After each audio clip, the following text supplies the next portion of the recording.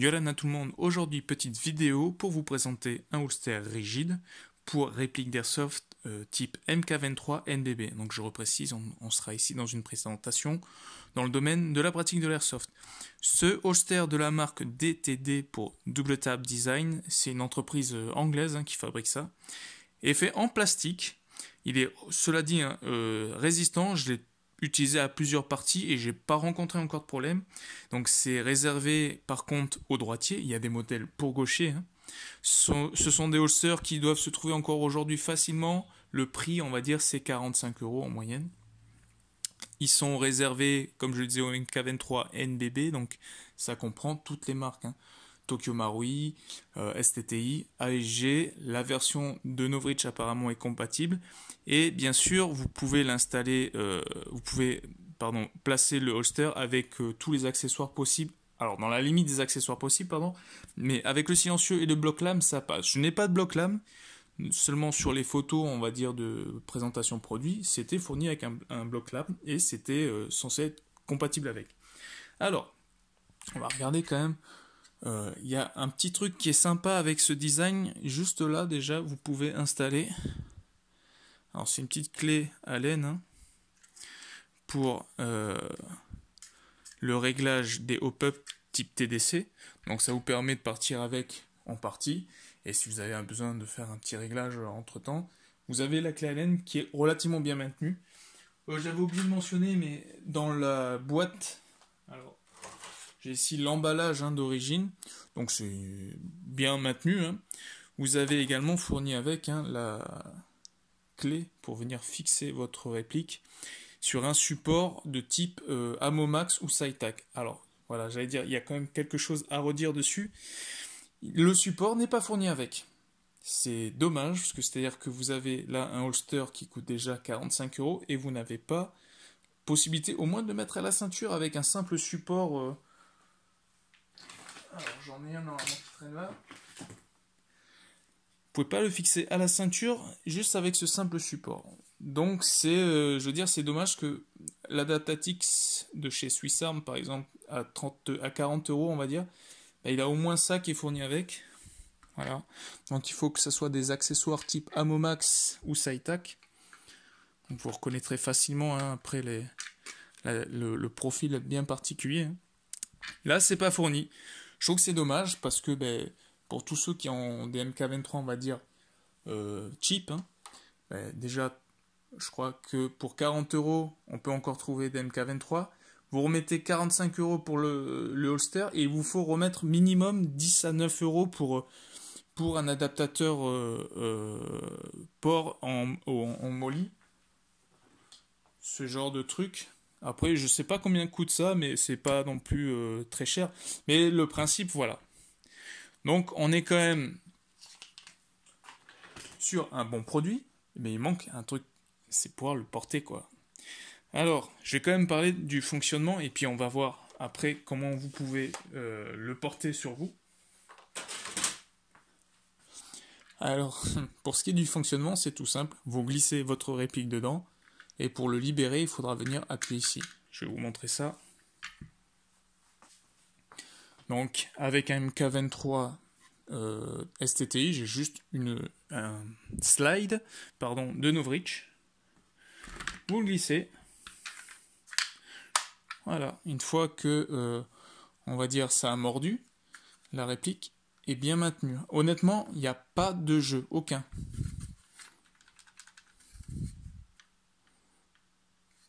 Et pour le libérer, quand vous venez l'attraper, que vous le portiez à la ceinture sur une ceinture tactique ou sur un gilet ou une plateforme de cuisse, peu importe, voilà. C'est vraiment très simple. Vous pouvez l'orienter, bien sûr, avec n'importe quel support type Amomax ou SciTac.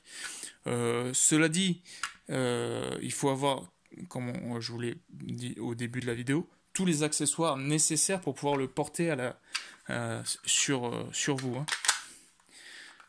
Ça peut aussi être utilisé avec les silencieux. Moi, je n'ai pas de bloc-lame, mais avec les silencieux, ça passe sans souci.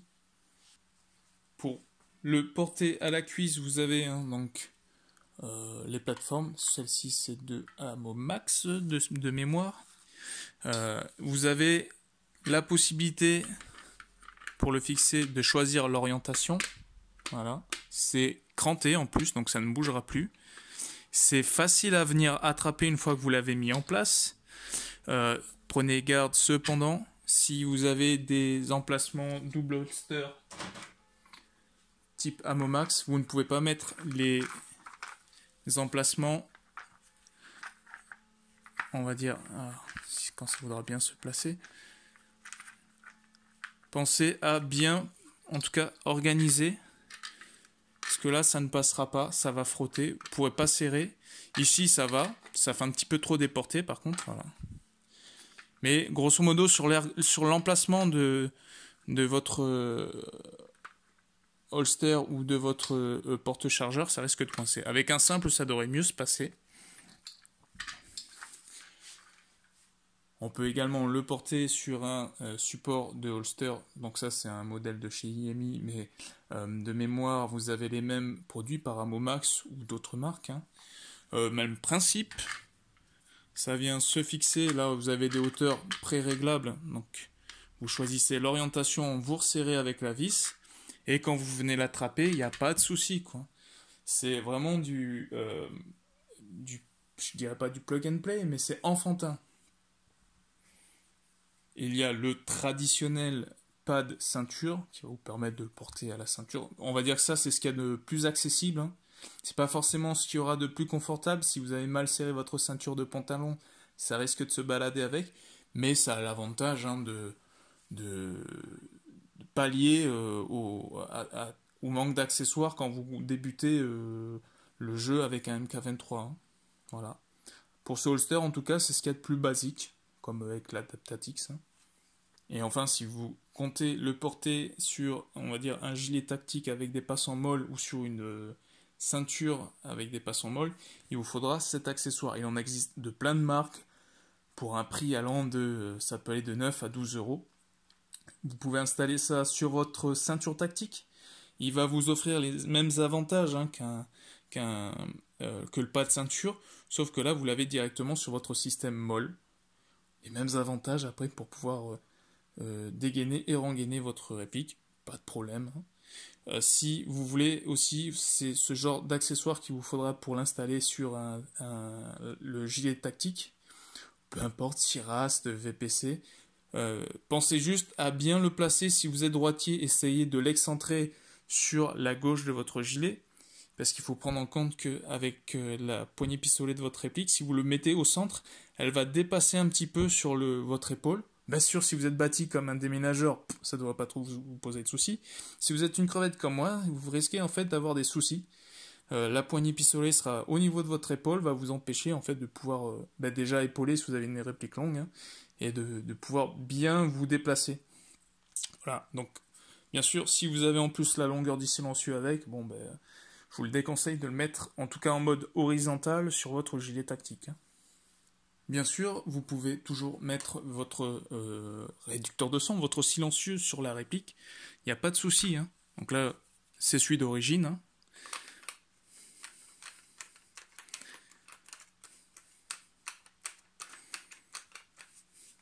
Et voilà, ça passe. Ils ont usiné voilà, un emplacement prévu pour accueillir les réducteurs de son. Et ça fonctionne également avec la version Silverback. Sans souci, j'avais cru lire un moment sur des retours clients, notamment sur Airsoft Entrepôt, que c'était pas compatible avec un silencieux Silverback. Alors je sais pas si c'était une ancienne version ou une nouvelle. Moi j'ai pas rencontré ce souci. Alors les silencieux Silverback, on va dire, offrent une meilleure isolation du son. Par contre, ils sont au niveau du diamètre plus large, hein. Donc pour la prise de visée c'était un peu plus compliqué, mais pour le holster en tout cas il n'empêche absolument pas d'être utilisé avec, hein. Et la réplique est toujours bien maintenue. Voilà. Alors on va maintenant parler des avantages et des défauts. Pour les qualités et les défauts de ce holster, on va commencer par les défauts et se garder encore une fois le meilleur pour la fin. Le plus gros défaut, personnellement, hein, c'est le manque de support. Il n'a pas de support de holster fourni avec. À titre comparatif, le holster Adaptatix de Swiss Arm, qui coûte à peu près entre 5 et 10 euros moins cher suivant les shops où vous le trouvez, lui est fourni d'entrée avec un support, au moins un pas de ceinture, et c'est un holster qui est capable, en tout cas, qui est compatible avec près de 300 modèles de répliques de poing. Donc là, si vous voulez, ce qui est dommage, c'est qu'ici on est sur un holster qui est plus cher, mais qui n'a même pas ça. Donc en sortie de boîte, c'est incomplet. Un débutant qui achète ça sans faire attention justement au support de holster, et il faudra prendre le bon support, avec en tout cas la bonne compatibilité, mais il se fera avoir. Voilà. Second point noir, il n'est pas ambidextre. Il existe des modèles gauchers avec les mêmes finitions et avec les mêmes couleurs suivant les stocks. Même problème, il n'aura pas le pad présent dans le pack. Pour le même prix, donc voilà, au moins il ne pénalise pas le gaucher sur le droitier. Troisième défaut qui vient faire un petit peu la conclusion des deux précédents, il est trop cher pour ce qui manque. Voilà. Grosso modo, vous avez juste le holster et pas possibilité de le porter en sortie de boîte. C'est trop élevé pour le coup. Bon, maintenant on a vu les points négatifs. On va voir les points positifs. Alors, on est quand même ici sur un holster qui n'a aucun jeu, qui sécurise bien votre chargeur une fois que vous l'avez installé. Donc, il n'y a aucun moyen de venir accidentellement éjecter son chargeur. C'est un excellent point pour le coup. Beaucoup de chargeurs, de holster, n'ont pas ce système de sécurité, on va dire. Et vous risquez en tout cas de vous retrouver avec une réplique vide sans le savoir. Il est facile d'utilisation. Un simple bouton et c'est un peu comme un quick release, paf. Pour engainer, c'est pareil. Orientable, bien sûr, avec les supports adéquats, c'est orientable. Les finitions et la solidité, on va dire, sont bonnes. Je me suis pas amusé à faire un crash test avec, mais pour l'instant, je l'ai utilisé 3 ou 4 fois. Je suis pas non plus le genre de gars à rouler par terre à chaque fois et à essayer d'aller grimper aux arbres, mais ça a tenu le coup. Je l'ai pas encore réussi à le mettre en défaut. Je suppose bien sûr que si vous le jetez par terre comme une brutasse, il se casse, comme beaucoup d'autres d'ailleurs. Vous pouvez l'utiliser avec les accessoires comme des silencieux, des réducteurs de son, ou votre bloc lame. De mémoire, je ne pense pas que ça soit possible de installer par exemple un kit carabine dessus avec ce holster. Voilà. J'ai essayé moi avec le kit proposé par Softech, que je salue. Ce n'est pas compatible. Il faudra un autre type de holster ou le porter avec une sangle comme une réplique longue. Pour celui de chez Novrik, je ne sais pas. Voilà, je n'ai pas d'infos dessus. Enfin, dernier petit avantage, l'emplacement prévu pour la petite clalène pour le réglage de votre bloc hop-up, si vous avez le TDC bien sûr. C'est un petit avantage, mais c'est bien d'y avoir pensé. Ça, c'est le genre de petit détail qui est cool. Voilà. Alors, pour la synthèse de tout ça, moi ça me rappelle un petit peu quand j'ai fait la vidéo du Sterog version A3 là. On a un joli produit, on a un prix de base pas trop dégueulasse, mais on a un produit incomplet. C'est vraiment dommage qu'ils aient pas pensé au moins à mettre ce petit pas de ceinture qui coûte pas grand chose et qui fait bien le taf pour débuter. Je comprends pas que ça se soit vendu sans. Dommage, voilà. Après, sinon, c'est un beau holster. Pour ceux qui cherchent en tout cas ce genre de holster rigide et facile d'utilisation pour leur MK23, je vous le recommande. Mais sachez bien qu'il va falloir investir encore un peu. Donc c'est dommage, on est sur des holsters dans les 45 €, avec, on va dire, au moins 10 € à mettre dans un autre support pour utiliser ce holster. Et si vous utilisez une réplique STTX que vous avez trouvée, on va dire, à pas cher sur Taiwan Gun, ça fait mal, quoi. 39 € la réplique est bien plus cher en holster et en support, c'est con. Mais bon, c'est comme ça. Toujours est-il que c'est un équipement presque indispensable pour votre MK23 si vous n'êtes pas trop tatillon avec le holster souple. Moi, je vous le recommanderais quand même.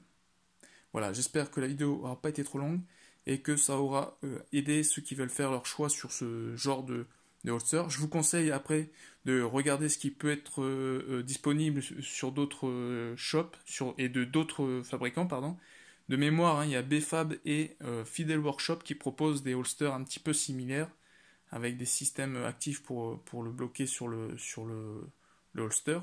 Ou sinon, peut-être les Vax, des produits japonais. Là-dessus, après, je ne connais pas du tout l'ensemble des avantages, hein, et des inconvénients que peuvent fournir les autres holsters de la concurrence. Voilà, écoutez, ben, je vous dis moi à la prochaine, hein, et je vais continuer mes vacances. Ciao ciao. Allez Nana.